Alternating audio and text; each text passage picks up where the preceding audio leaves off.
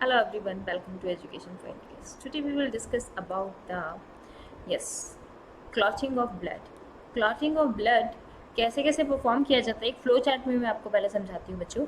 This one is the flow chart of blood clotting. Okay, blood clotting अगर आप note कर रहे हैं तो मेरे साथ साथ लिखते जाएंगे. ब्लड क्लॉटिंग का एक फ्लो चार्ट ड्रॉ कर लेना बेटा.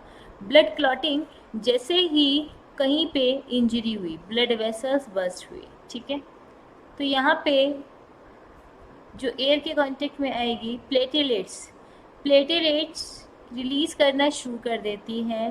किसका रिलीज करती है? Platelets. Platelet is also called a thrombocyte. Platelet को थ्रोम्बोसाइट बोलते हैं. थ्रोम्बोसाइट्स पहले भी मैंने आपको बताया बच्चों. platelets is called as thrombocytes. Thrombocytes release a enzyme name is thrombokinase or thromboplastin. Thrombo, ठीक है, यहाँ पे भी थ्रोम्बो आएगा ना. This one is the thrombocytes. So release is a thromboplastin or thrombokinase enzyme. एक ही बात है. काइनेज लिखो या फिर थ्रोम्बोप्लास्टिन लिखो. ओके, नाउ थ्रोम्बोप्लास्टिन क्या करेगा? ये थ्रोम्बोप्लास्टिन ब्लड में बह रहे हमारे, ये सब कुछ ब्लड के अंदर ही हो रहा है, ब्लड के बाहर नहीं आ रहा है, ब्लड के अंदर ही हो रहा है. यहाँ पे कोगुलेट हो जाएगा, ठीक है.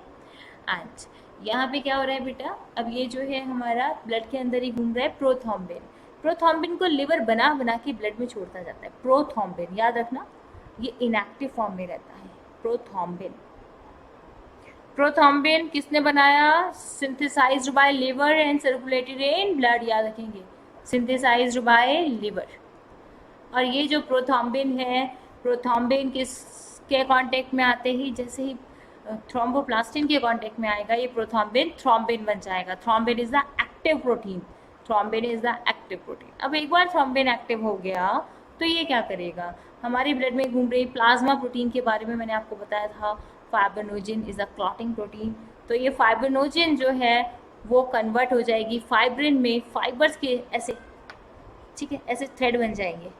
तो this one is called a fibrin. Fibrin और फाइब्रिनोजन के ऊपर बहुत बार क्वेश्चन आए हैं. This one is a soluble protein. NCERT ने मेंशन किया है बच्चों, this one is a soluble protein. घुली हुई प्रोटीन है और ये इनसॉल्युबल प्रोटीन है, तभी तो थ्रेड बना पाएगी. Insoluble protein. This one is a insoluble protein. Okay, तो इस तरीके से फाइब्रिन का फॉर्मेशन हो जाएगा और ब्लड हमारा क्लॉट हो जाएगा. इसके लिए हमें कैल्शियम आइंस की रिक्वायरमेंट है और विटामिन के की रिक्वायरमेंट है, ठीक है. बाकी और फैक्टर पढ़ने की जरूरत नहीं है, सिर्फ आप इतना ही याद रखेंगे, कैल्शियम आइन और विटामिन के. ओके, तो अगर स्क्रीनशॉट इसका लेना चाहते हो तो स्क्रीनशॉट भी ले सकते हो बच्चों. This much is a very very important topic of your board as well as your school examination. Okay, तो स्कूल में भी कई बार इससे क्वेश्चन काफ़ी बार रिपीटेड हो मैनर में आते हैं, तो ये आपको पता भी होना चाहिए एज आ मेडिकल स्टूडेंट. तो ये आपको कम्प्लीटली पता भी होना चाहिए. चलो अब एनसीईआरटी को रीड करते हैं बच्चों. You know that when you cut your finger or hurt yourself, your wound या जो घाव हो जाएगा does not continue bleeding, है ना. एक डिजीज़ होती है हीमोफीलिया, जिसमें कट लगने पे ब्लीडिंग रुकती नहीं है, ठीक है. तो हीमोफिलिक पर्सन की बहुत इसी मेजर कॉज के थ्रू डेथ भी हो जाती है. Haemophilic is a genetic disorder. जब +2 में आएंगे तब आप पढ़ेंगे, ठीक है. तो ये है कि कंटिन्यू ब्लड नहीं बहता और हमारा ब्लड रुकना बंद हो जाता है, आई मीन बहना बंद हो जाता है, stop flowing after some time. Do you know why ऐसा क्यों होता है बच्चों?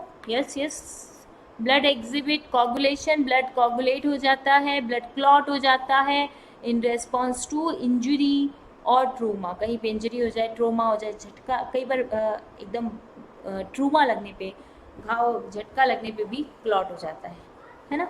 This is a mechanical to prevent excessive loss of the blood. तो ये वो प्रोसेस है ताकि ब्लड को बहने से रोका जा सके, ठीक है. And would you know, you would have observed a dark reddish brown scum formed at a site of cut. देखते हो आप रेड और ब्राउन कलर का उसके ऊपर क्लम्पशन सा आ जाता है जो इंजर्ड एरिया है. It is a clot. इसको क्लॉट बोलते हैं बच्चों, कोगुलम भी बोलते हैं इसको, और फिनोमिना को कोगुलेशन और क्लॉटिंग दोनों बोलते हैं. It is formed mainly a network of thread is called a fibrin. किससे बना है ये? फाइब्रिन के नेटवर्क से बना है. In which a dead end damage form the element of the bloods are trapped. Dead end ये के एलिमेंट्स जो ब्लड के हैं, डेड एंड डैमेज कंटेंट जो चोट लगने से डैमेज हुए हैं उनको ट्रैप करके वहीं पे फाइब्रिन पैक कर देता है. Fibrin are formed by the conversion of inactive fibrinogen. Yes, कैसी फिनोमिना हुई बेटा? इनएक्टिव फाइब्रिनोजन को एक्टिव किसने बनाया? थ्रोम्बिन ने. याद है?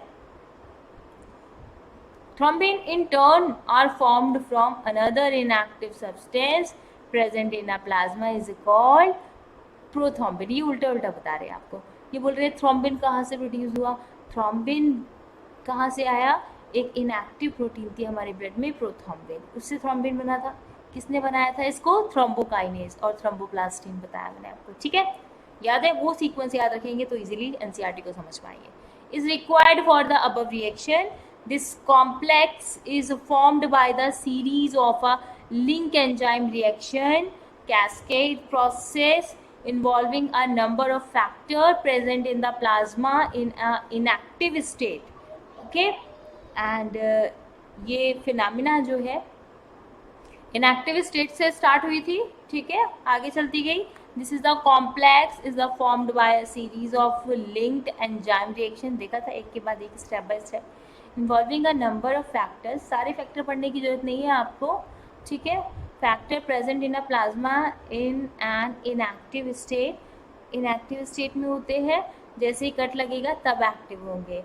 And injury of a trauma stimulate the platelets को स्टिमुलेट कर देती है जो ब्लड में प्रेजेंट है हमारे.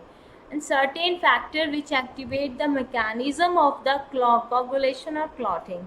Certain factor released by the tissue at the site of injury also can initiate the coagulation. ठीक है, वो भी इनिशिएट कर देते हैं. Calcium ion play a important role बताया था, तो ये भी चीज़ याद रखना. And vitamin K also.